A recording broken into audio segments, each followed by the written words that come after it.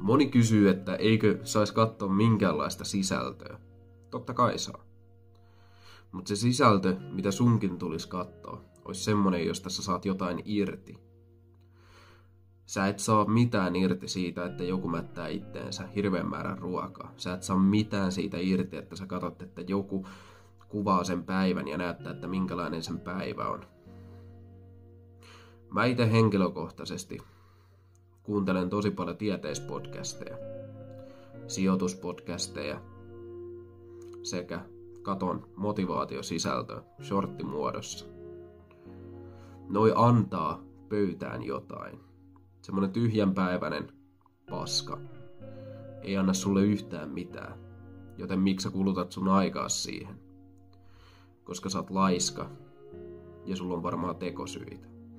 Kirjoita ne kommentteihin.